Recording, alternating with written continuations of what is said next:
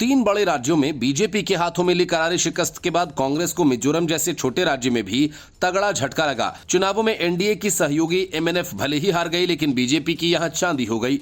मणिपुर हिंसा के बाद हुए पूर्वोत्तर के इस राज्य में बीजेपी की ताकत 2 गुना बढ़ गई, जबकि मिजोरम में सत्ता का मजा लूट चुकी कांग्रेस एक सीट पर सिमट कर रह गई।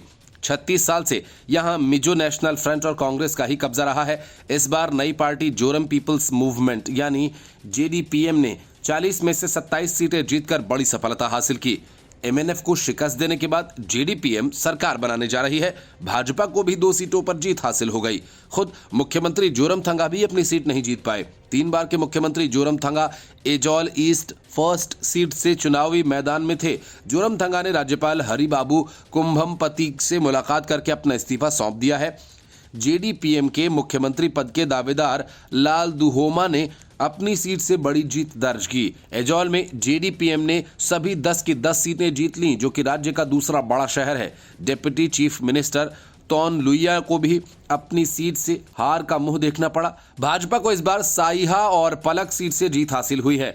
यहां जातीय अल्पसंख्यक आबादी रहती है और इसी के साथ भाजपा ने इस राज्य में भी अपनी पकड़ बनानी शुरू कर दी है। भाजपा को 2018 के चुनाव में मिजोरम में केवल 1 सीट हासिल हुई थी। मणिपुर में हो रही जातीय हिंसा के बाद भाजपा समझ गई थी कि उसे जातीय अल्पसंख्यक सीटों पर ही सफलता मिल सकती है। जेडीपीएस की जीत पर पार्टी के मुख्यमंत्री पद के दावेदार लाल दुहोमा ने कहा कि इसी नतीजे की उन्हें उम्मीद थी। उन्होंने कहा कि इसी महीने उनका शपथ ग्रहण होगा। लाल दुहोमा कांग्रेस के सांसद रह चुके हैं और इसके अलावा वे इंदिरा गांधी के सिक्योरिटी इंचार्ज के तौर पर भी काम कर चुके हैं। जोरम पीपल्स मूवमेंट पार्टी 6 क्षेत्रीय दलों का गठबंधन था। इसने 2018 में 8 सीटें हासिल की थीं। इस चुनाव के बाद ही जेडीपीएम ने अलग पार्टी के रूप में रजिस्टर्ड किया। केंद्र ने एनडीए की सहयोगी एमएनएफ भले ही मिजोरम में चुनाव हार गई, लेकिन सबसे बड़ा झटका कांग्रेस को लगा है। राज्य में सत्ता और विपक्ष में रहने वाली कांग्रेस को केवल 1 सीट की जीत हासिल हुई।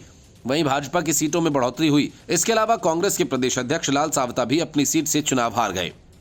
Bureau report, news of India.